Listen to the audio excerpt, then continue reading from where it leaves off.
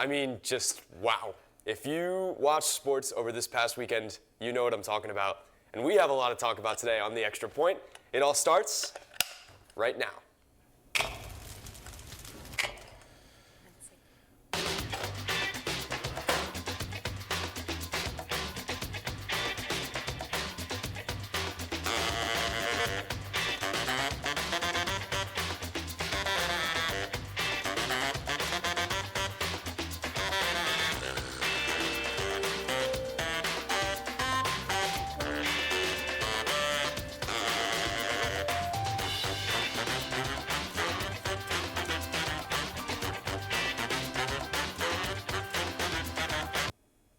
Hello, everybody. Welcome back to another episode of The Extra Point. As always, I'm your host, Griffin Barfield. Today, once again, we have 5 panelists ready to talk anything from baseball to college football to your good old NFL. From the left to the right, we have Jordan York, Mara Kane, Riley Morgan, Toby Corriston, and Brian Warner rounding us out. Guys, welcome back to the show. And for Riley, it is your first show, so we're happy to have you here. We're happy to also hear what you have to say, so why not get into it? I mean, so much we have to talk about. How about this top 10 in college football? I believe it was 3 or 4 teams in the top 11 that got upset on Saturday, and I don't even know where to start with it. So we're going to start with our fill-in-the-blank segment of the show. In terms of these upsets in college football, which one was the most surprising to you guys? Who wants to start? Let's start at that end. Uh-oh, he's writing a lot. He's got something to say about this game. Okay, so before I fill in the blank here, I made a bet off camera last week's show, but I'm a man of my word. I made a bet with Mara that Mizzou would beat Texas A&M, and if they didn't, I would have to wear these for the duration of the show. So now I have to wear these for the duration of the show because Mizzou did not show up. But my biggest surprise was the Tide that I picked to beat Georgia couldn't even beat Vanderbilt. And this, God, it's hard to see in these. This is just look good though. One of those games that, like, it's just weird. I mean, Bama shot themselves in the foot early with Vanderbilt going down and scoring, and then Milroe throwing the pick six, and they were up 14-0 right away. And then the rest of the game, it almost seemed like Vanderbilt outplayed Alabama. And Alabama coming off of a win against Georgia, and basically what everybody thought cemented them as the best team in the country, maybe in the conversation with Texas, 1 and 2, either way. Damn, it's hard to take me seriously in these. Anyway, but that Alabama Crimson Tide that beat Georgia did not show up to play against Vanderbilt, and it was very clear because Vanderbilt outplayed Alabama. All I'm going to say is I have no don't make idea bets what with he me. just said. I was just laughing at the glasses. It was a good pick. I understood your points, Jordan. You're good. My turn? All I'm going to say is if you have another opinion, you're pure clickbait. Like, I don't care what you say. The Bama-Vanderbilt game is the biggest upset since the Howard University of Las Vegas game in 2017. 43-40. There was a 45-point spread. Pretty sure they only had 35. But yeah. It was 43-40. Promise. Look it up. Anyway. Howard game? Yeah. Oh, I thought you were talking about Okay. I thought you were talking the I Vanderbilt. thought that's what score. I was just trying to. I was just trying to clarify Thank that. you, I was just trying to Griffin. clarify Thank that. you. Sorry, I was trying to clarify. apologize. Yeah. I thought that was probably. So, yeah, the 15th team in the SEC beating the number 1 team. The only team that was worse than Vanderbilt was Mississippi State, and they won. So, yeah. Okay. Yeah, as a lifelong UGA fan, I gotta say, watching that Bama game was something special. I'm going with Bama because, I mean, you were number 1 in the country for a whole week. You beat Georgia. We're top of the ladder all week for 1 week. Lost the number 1 spot, and potentially, I would say, I don't know if they're out of the top 10 yet, but I'd say they're either out or they're close to being out of top 10. And I'm not taking them seriously as a playoff team anymore, just me personally. Should we turn our boards around together? Why not? We both have Missouri. Mizzou. I'm curious to hear your thoughts, Brian. I'll let you go first, and I'll just back you. Oh, okay, all right. I got your back. Don't worry. So the way I took this, as if you look at it from a purely numbers perspective, yes, the Bama game is the worst numbers loss, but Bama did not play a good game, but they didn't look terrible on the field. They shot themselves in the foot with a couple turnovers. Vanderbilt just played really, really well, and Vanderbilt has kind of proved themselves to be a pretty solid team this year. They've had some good wins. They beat Virginia Tech. They haven't had terrible losses. Now, they're not good, but they're better than they have been in the past. And then you look at Mizzou. Mizzou is supposed to be an elite defense, one of the best defenses, if not the best defense in the country. They're ranked 9. But there were some warning shots along the way. They nearly lost to Vanderbilt, who we just said is a good team. All right, maybe not that bad of a loss. They nearly lost to Boston College. Hey, they beat FSU week 1. FSU is 1-5. There were warning shots coming, and then everything got exposed on the field this week. This loss to Texas A&M was just embarrassing. They blatantly didn't look like they should be on the same field as any Power 5 college football team in the country right now. That's why it's the worst loss. It was the worst loss because of how they looked in the game. Mizzou doesn't look like a football team after that win. They had a 14% chaos rate on defense. That means they disrupted the quarterback. They had a pass deflection, something. 14%. That's terrible. That is unbelievably bad. That is what you see in 70-0 blowouts. And that's what we saw here today. It wasn't 70-0, but Mizzou just looked awful, and that's why it's the worst upset. Might as well have been 70-0. Yeah. You had the same exact team that showed up. But for me, when I read this question, it was worst upset. And as good as the Bama upset was, and I have to admit, Vandy beating him for the first time in 23 appearances. They beat him for like the first time in years. Saban never lost to him, all this. Great upset. I personally don't believe Bama should have been number 1. I think it was still Texas was the number 1 team in the country. The committee chose differently. All right, we respect it. You still beat the number 1 team. When I read the question, it said worst upset, and I think the Missouri upset is so much worse because it dropped them 12 spots in rankings, if not 13. I think they dropped to 21, and before they were at 9, which means not only did you drop that many spots, you dropped out of playoff contention, possibly forever, like for the entire season, because the next 2 games they have to even try and get back in the top 12 is Oklahoma, which they play at home in Missouri, and Bama, which they play in Tuscaloosa. And I don't see them at least winning the Tuscaloosa game. Could they put up a fight against Oklahoma? Absolutely. But when you talk about worst loss, getting embarrassed in front of recruits in your rival, SEC rival's home, and on top of that, losing the chance to even compete for a national title, to me, that's worse of an upset than the Bama-Vandy. And if you look at Texas A&M on third downs, they were 7 of 12. They averaged almost 19 yards per play on third down. That's you don't hear that happen. And then I think hold on, let's see. They got outscored by Texas A&M 34-3 when past the opponent's 40-yard line. Let that sink in for a moment. These are numbers that you don't see out of a college football team. That's unbelievable. Bama could still go win the national championship. They had their slip-up game. They could easily go win the national championship because they just beat Georgia. Georgia is still a good team. Bama is still a good team. You saw their slip-up game, but hey, if they win out from here, even if they lose in the SEC championship, if they make the SEC championship, they're still going to be a playoff team and they still have a shot to win the national championship. How are you going to be the number 1 team right now and then lose to a team who lost to Georgia State?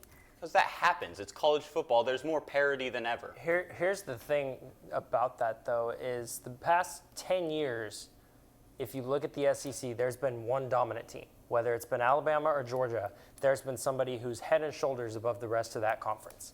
This year, there isn't that, and that hurts the SEC because everybody looks at that Bama-Georgia dominant team as, okay, we can basically book them a spot in the Final Four, in the national championship, whatever. But this year, you don't really know. I mean, you just had the team with the best win lose to Vanderbilt.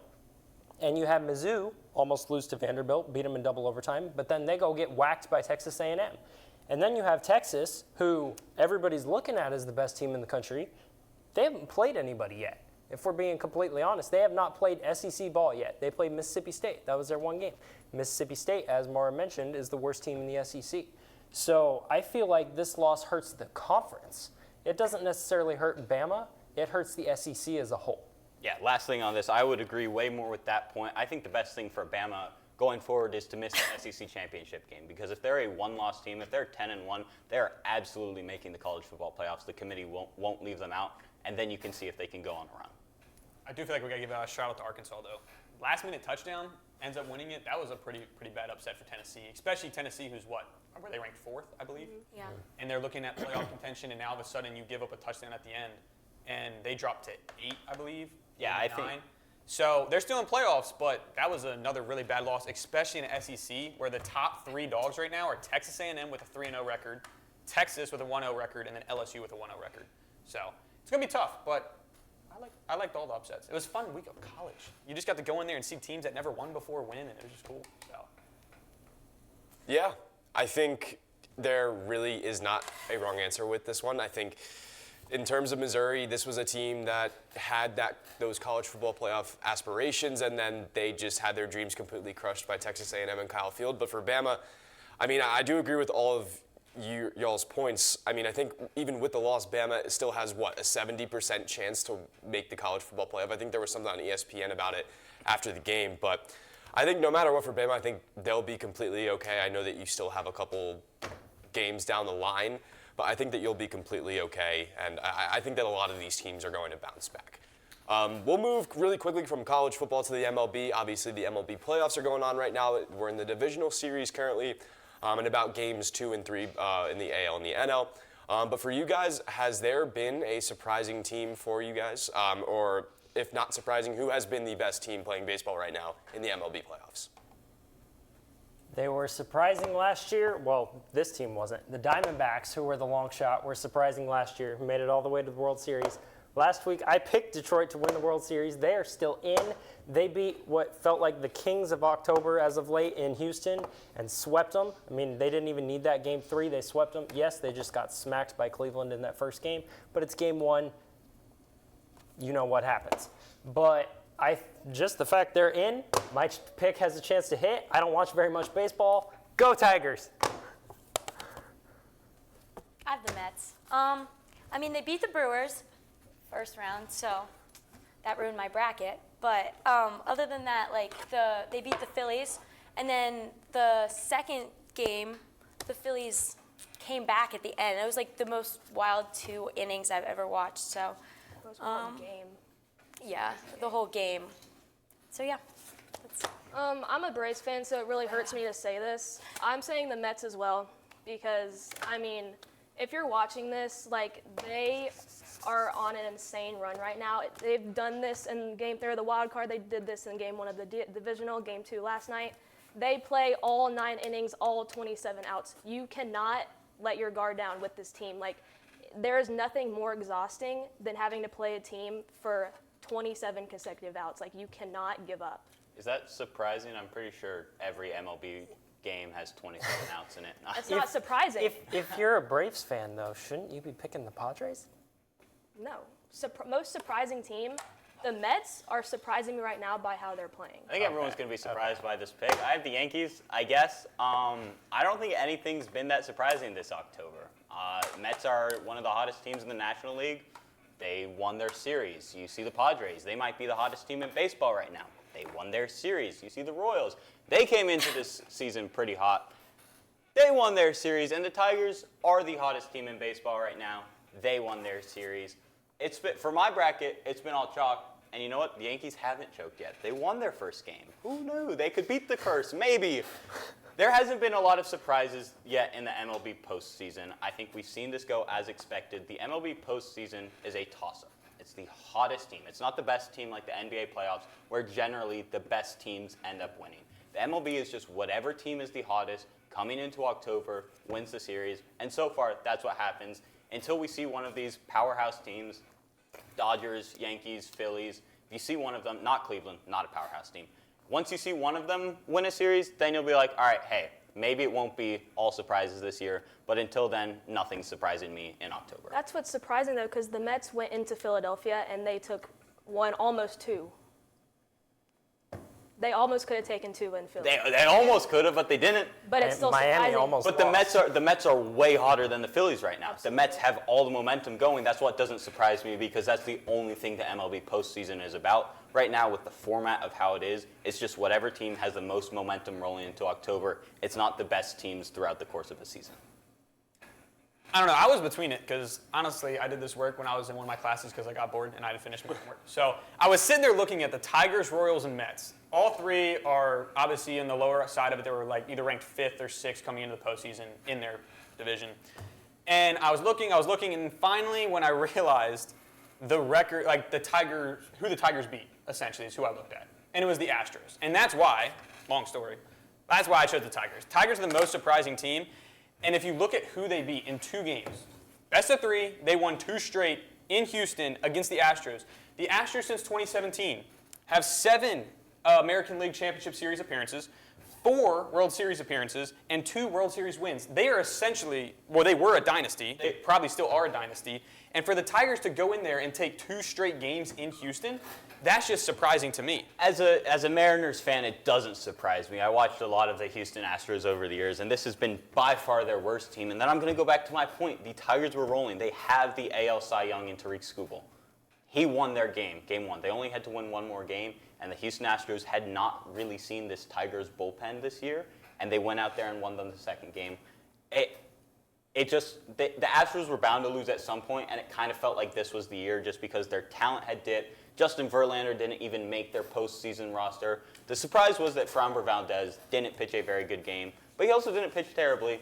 It just kind of is how the postseason rolls. But we've seen this Astros team be down early, be down in many different playoff series. And to me, when you look at them, they kind of compare it almost to like a Chiefs or Patriots dynasty, where no matter how bad they are during the season, somehow they always get like a boost in the postseason and just go berserk and end up going all the way to the championship series. This is the first time since 2016 that they haven't won 1 playoff series. And the reason they didn't win one in 2016 was because they didn't make the playoffs. So being in the playoffs for, 7 straight years, 2017 to 2023, and at least winning 1, and at that going to an AL, like the American League Championship Series every single year, to then all of a sudden have this strong drop-off, it was just surprising to me. And to see the Tigers do it of all people, that's what's so surprising. That's fair. I mean, yeah, Brian, I like your point, Jordan, as well with the Tigers. I think that their pitching has been, if not the best, if their defense has probably been the best. I mean, I am a Mets fan, so I will keep my opinions to myself with those types of teams. I mean, I do think San Diego is the hottest team in baseball currently, but obviously we'll be following this as the playoffs go on. Next week we'll probably have the championship rounds and the World Series and whatnot, so we'll be keeping up with this, but moving really fast. We will go to baseball, to college football. We have a very, very fun college football slate this weekend, and we'll start in Dallas, the Red River rivalry. It's a tongue twister. We have the best team in college football, according to the AP poll, Texas, the number 1 seeded Longhorns, facing the number 18th Oklahoma Sooners. Another fun one, Oklahoma won last year. That had really big playoff implications down the line. Texas did sneak in. But who takes this one? It's a fun one. First time these 2 teams in the SEC together. Who takes it? Texas, they're the best team in the country right now. I'm not saying they're going to be the best team at the end of the season, but right now they are. They're the most fundamentally sound. You haven't seen them slip up yet, and I don't think this is their slip-up game. You look at Texas and Tennessee, they're very statistically similar in both offense and defense. Tennessee had their fun with Oklahoma. They beat them, and I think Texas is even a better team than Tennessee, more fundamentally sound, less room for error. I think this is a pretty easy game for them. I don't see them slipping up until they have to go to Nashville and play the Commodores in a couple weeks. I can go next. I'm agreeing right with that. I'm going to Texas. And I had to do a little research because I forgot to put that down before the show. But last year, Texas ended up losing at home, ranked 3rd to Oklahoma. So I think this is a little bit of a revenge game for them to try and beat their rival for years. Obviously, they're one of the oldest rivals in there. But to have their rival and beat them in their home to kind of return the favor from last year. On top of that, Texas is looking like the best team. Like Toby said, they just look the most complete right now, especially with all these upsets happening. And could Oklahoma upset them? Absolutely. Quinn Ewers is making his return, at least supposedly he's making his return. There might be a little hiccup there coming back from injury, maybe a little bit of trust just having to be regained through Quinn Ewers trusting his body. Because I forget, was it a shoulder? I think forgot what his injury was. Oblique. He could have a Oblique. terrible first half. You put Arch Manning in the second, and he'll still win you the game. Exactly. So for that reason, and just for the overall dominance that Texas has been showing so far, I'm going to go with Texas. Yeah, I also have Texas, but I think it's going to be a lot closer than we think, only because I thought it was going to be close if Manning started because he has not played a ranked opponent yet. But now that I know that Ewers is starting, I think it's going to be a much easier game for Texas. But yeah, what he said, not knowing how Ewers is going to play might be detrimental for Texas. But I do think Texas will pull this one out. I think Texas absolutely has to win this game for momentum into the UGA game the following week. But I think this is a must-win for Texas. I also have Texas. Like Riley said, I don't think it's going to be as I think it's going to be closer of a game than we think. They're both coming off a bye week, so I think they both have rested up. Ewers is back, so it should be a good game. But I think Texas is going to win. Okay, so you pick Texas. You pick Texas. Oh. You're just trying to be controversial. You pick I swear. Texas. You don't. Give me OU. And there's 3 reasons why. 1, the Red River rivalry, throwout record, throwout rankings. It's probably the most hostile rivalry in college football. Texas and A&M, when they meet later this year, will be nowhere close. Texas and OU has been around for decades, been consistently one of the greatest games, even if the team's records aren't amazing. I mean, you look at back when Texas, before they were making bowl games, they would have 48-45 against OU, and you would just have an electric football game with these 2 teams. Number 2, rest creates rust. Quinn Ewers has not played a game in 2 weeks.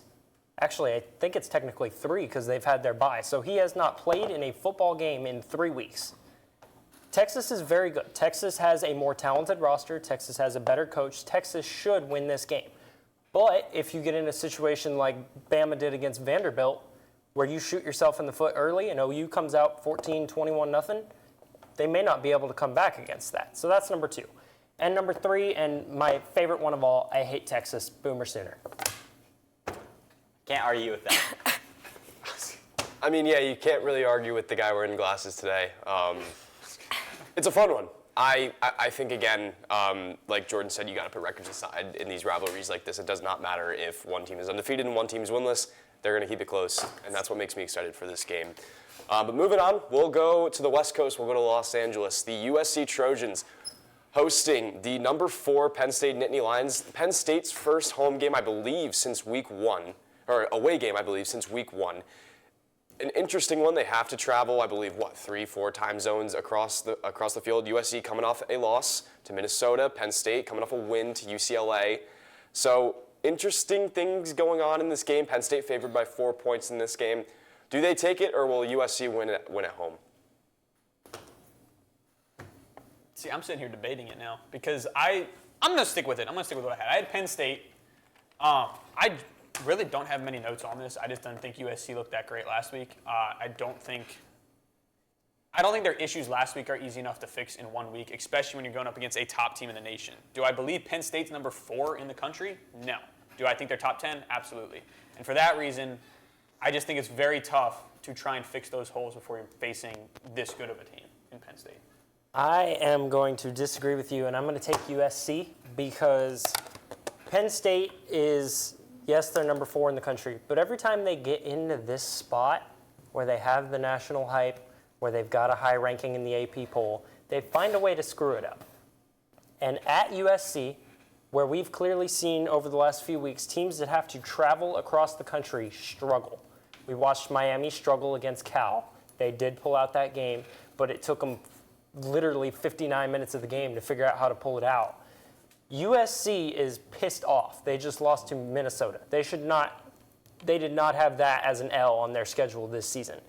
Let's not forget earlier this year, they went into Michigan, their first Big Ten game, and almost beat them. If it wasn't for a horrible, horrible throw that was a pick 6, they probably would have won that game.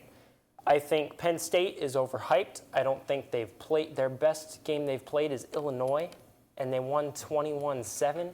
I just think USC at home in the Coliseum, this is a chance to rebound for Lincoln Riley coming off that loss last week. Fight on, Trojans. You mentioned the word rebound. I'm going to go to the word rebuild. Lincoln Riley is trying to rebuild the brand of this program. He is trying to go back and build it from the ground up, starting with the defense, and make the defense stronger, and in turn, make the team overall better. Because you saw it, they had one of the best offenses last year, and they still had 3 losses. You just can't play a throw it down the field, somebody's up there, catch it style of offense, and have no defense anymore in college football. You're not going to be able to win championships like that. So I think he's rebuilding this team to do that. and it's not a one-year thing. You don't do this in one season. When they beat LSU, people were all like, hey, they're back. They can play defense. They could be one of the best teams in the country this year. That's not true. I don't think they're as bad as the Minnesota game, but I don't think they're as good as that LSU game, and I don't think this is where Penn State slips up yet. Drew Aller, arguably a top 5 quarterback in college football right now. It doesn't turn all the way around. Arguably a top 5, I don't think he will be at the end of the year, but right now he is just playing solid football. He's not making mistakes, and I don't think he's going to go into USC, who's trying to rebuild the brand of their team, and slip up. I think that they will slip up down the line because Penn State won't stay as a top 4 team for the rest of the season, but this is not the week that they slip up. Yeah, I said it once and I'll say it again. They're overrated, but I do have Penn State because every time I root for them, every time I root against them, they win. So I'm thinking maybe if I root for them, they'll lose. Every time I bully them, they get better. I yelled at you when you said that Drew Aller was a top 5 quarterback, and now he's 88.8% on the quarterback ranking and has a 70% pass completion. So I can't really argue with that. And USC did lose to Minnesota, so I think it's going to be a close game, but I think Penn State's going to win. Yeah, I also have Penn State. Penn State is ranked 8th nationally in scoring defense. They only allow a little over 11 points per game. I feel like that's amazing. So I feel like they're ranked high for a reason, maybe not 4, but they also do need their leading rusher, Singleton, if they do want to win this by a lot. And we do have to think, USC is also traveling from Minnesota, so they're dealing a little bit with the time as well. It's not going to be like they're fresh, they've been in for 3 weeks. They're already back. Yeah, They're already in I Southern don't California. think that's going to be a problem. I think it might. I don't think USC puts it all together in this game. I want to rebuttal one last thing with the point Riley just made. You said they're 8th in the nation in scoring defense. Well, yeah, when you play Bowling Green, True. when you play... Hey, that was a close game, though. and it should not have been. That's the whole thing is Penn State, there are games where you think they should win by 50 and they win by 3. There are games where you think they should lose and they find a way to win. And then there are games that just set up as a slip-up game, and the James Franklin curse is a real thing. I think this is the week. I think USC pulls the upset. The other thing I'm curious with opponents is who has USC really played to showcase Michigan. that they've... LSU. But They've played LSU, they've played Michigan. LSU hasn't really showcased that well in top games. Michigan, LSU's 13 in the country. Whoa. Michigan's, That's their loss. I think, 18 or whatever. correct, and USC lost to Michigan, who's now almost out of the top 25. I'm just saying that it's not like you can just say because Penn State doesn't play good teams, USC is going to be good because they played one better team or something like that. I think the first point that I made about the travel is going to be the big difference. Michigan lost to Washington because they played them in Washington. I think it sets up. If Penn State was playing at Penn State, then Penn State they would win, 100%. I think if this game is at Penn State wins. I don't think Penn State travels well. I'm going USC. Okay. Interesting. I don't know. I really liked that discussion for some reason. A lot of different factors into this game. I do think Penn State will sneak it out. I like their rushing attack a little bit better than I like USC kind of bouncing back from that loss. And good teams win on the road. I do think Penn State's a better team than seasons past. I think this is their opportunity with the 12-team playoff. So I like the Nittany Lions in that one. But we'll stay on the West Coast. This is the game of the week, another game of the year type candidate, and probably, it is 2 versus 3. So in the Big Ten, we have number 2 Ohio State. They're traveling to Oregon to face the number 3 Ducks. It's 2 versus 3. It's Oregon's first real big game in the Big Ten. I mean, what a stage it is for this team. But at the end of the day, who's going to take it? I'm going to jump in. I'm not going to give you my pick yet, but you missed a great opportunity for a Davoism right there. Good teams win at home. Great teams win on the road. That's what you got to say. That's all there. Now you got to pick. If you're starting off your... And that's what we'll find out this week between Ohio State and Oregon. Okay. I would like to lead off this discussion because I think it is very simple. Oregon is at home. These teams are very evenly matched. They've got quarterbacks with identical stats in Dylan Gabriel and Will Howard. They've got running backs with identical stats in Jordan James, the freshman, and Quinshon Judkins, the freshman. And they've got one receiver who carries their passing game, Jeremiah Smith and Tez Johnson. So this game comes down to, one, who's at home, two, who has the better coach. And in this case, both of those go to Oregon. Dan Lanning has been huge for Oregon. We first saw it against Colorado last year when he delivered the famous, they're playing for clicks, we're playing for wins. There is a different way that he motivates this team. This is a statement game because Oregon hasn't really played anybody yet. They've played Boise State. Obviously, Boise State has one of the front runners for Heisman. That's definitely the best game they've played, and they beat them, but only by 3. This game sets up as a statement into the Big Ten because they're newcomers. They want to come in and win this thing. Remember, they won the Pac-12 last year in its final season. This is basically a chance to say, yeah, Ohio State and Michigan, y'all have been around for a while, but we're here now and we're going to take this. Go Ducks. I have Ohio. Ohio State, sorry.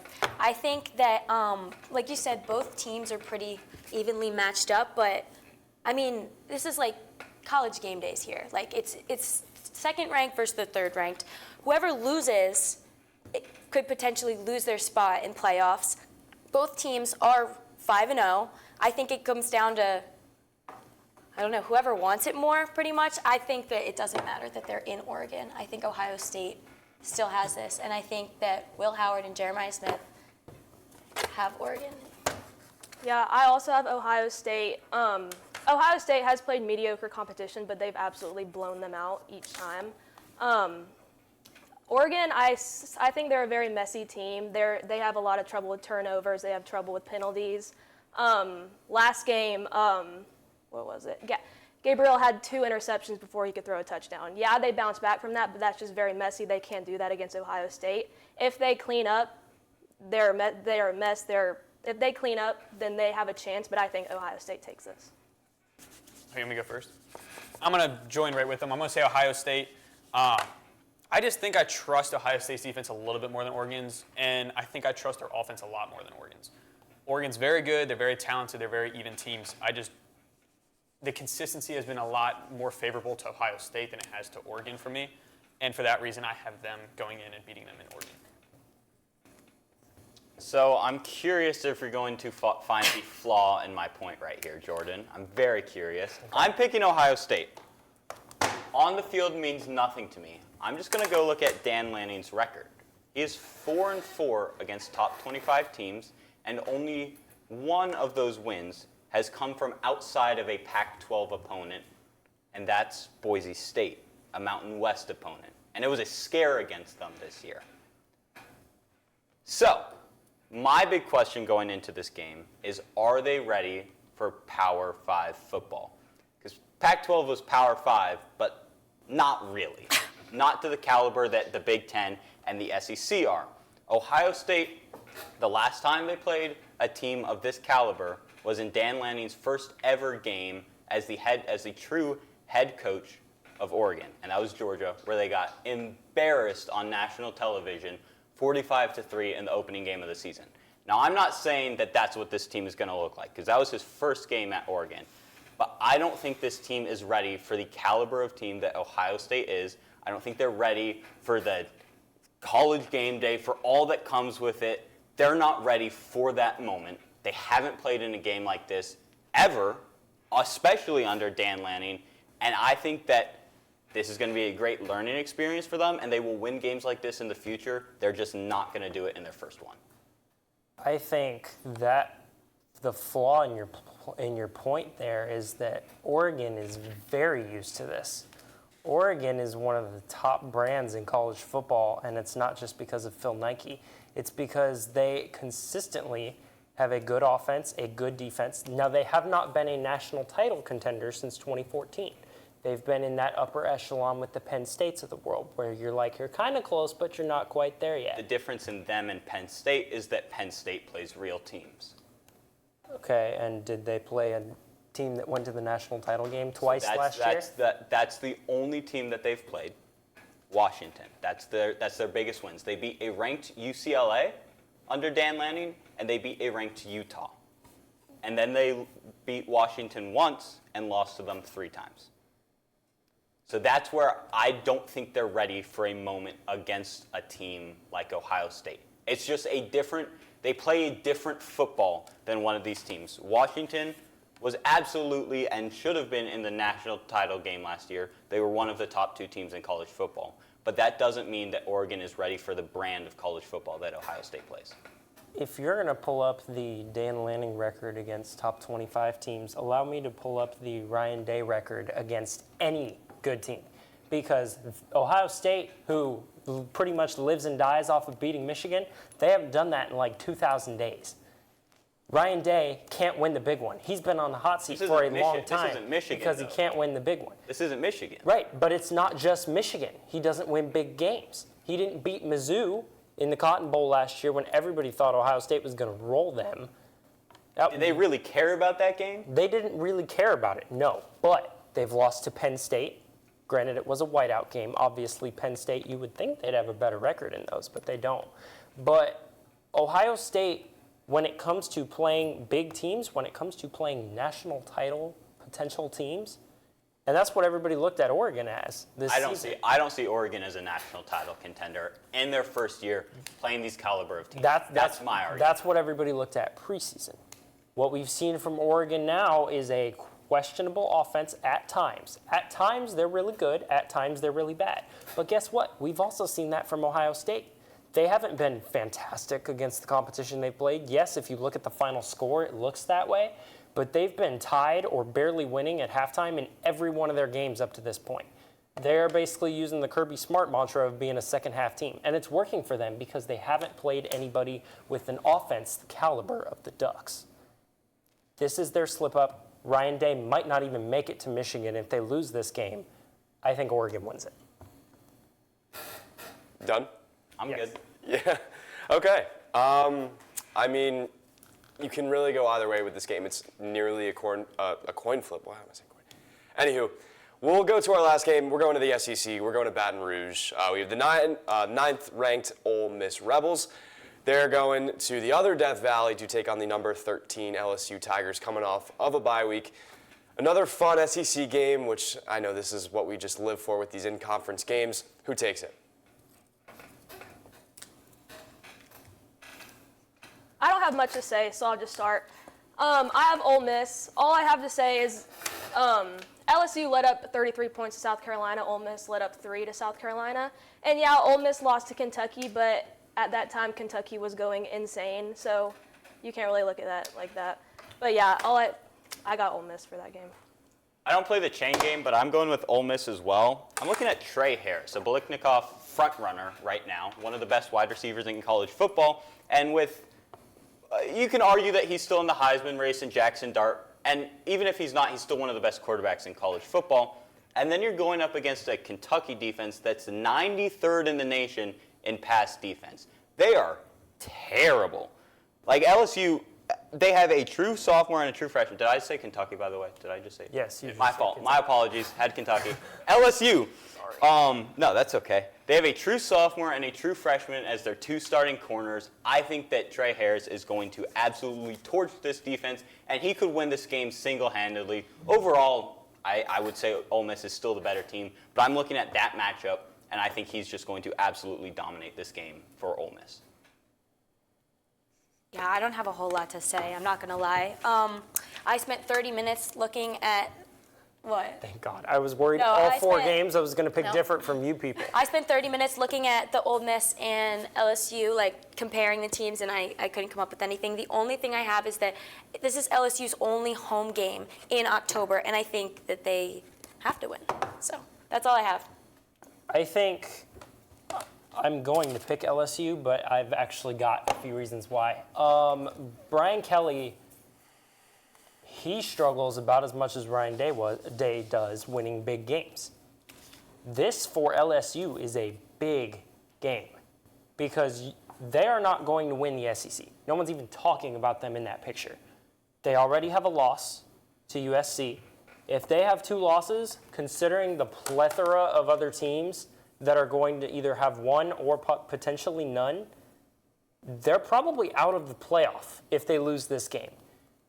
And I think as much as you absolutely disrespected Clemson calling LSU the second Death Valley, there is no other Death Valley. LSU's atmosphere, especially for a night game, is near unmatched. And I think when you look at Ole Miss, who was shaky against Kentucky, who, yes, beat South Carolina, but South Carolina pretty much lost all the wind in their sails after they got beat by LSU. I mean, it just doesn't feel like Ole Miss is the stronger team. It feels like they're both coming in kind of limping to this game. And when you're looking at a team that comes in limping to a ball game, you look for the crowd to help that team out, and LSU's got the crowd. I'm going to flip back over to Ole Miss. I'm going Ole Miss. For me, it comes down to which coach do I trust more. That's what it usually always comes down to. It's either home field or trusting coach. And I trust Lane Kiffin a lot more than I trust Brian Kelly. He does not show up in big games. He's kind of like the Ryan Day of the SEC. He just does not show up there. As good of a coach as he's been against other ones, when it comes up to a big game, it's just not him. LSU is a great environment. They're going to be out. They're going to be showing up. But I see Ole Miss pulling this one off. The only point I have to you is that I agree that there's realistically no atmosphere like LSU. It's one of the best atmospheres in college football. But to have a good atmosphere, you can't give up big plays. And this LSU defense loves giving up big plays. And the moment there's a 20-yard pass over the middle that gets caught and has 30 yards tacked onto it with a run because of a missed tackle, and then he spins off another guy, that crowd goes silent. So if Ole Miss can get some big plays early, and I think they will, this crowd is going to slowly fall out of the game, and it's not going to mean as much as a close game would. I think that a lot of what you said makes sense. I think this game does fall in the hands of Garrett Nussmeier and his ability to kind of control the game early, because I think if they can control the game, I don't think they're going to lose the game. However, can he control the game? I think so, because I think there are tougher games LSU's going to have and Nussmeier's going to have this season. I just don't, I mean, they could very easily lose this game. Don't get me wrong. This is probably about as 50-50 as there really is this week. I think that Nussmeier is going to lose probably at least 2 more games this season, but this is not one of them.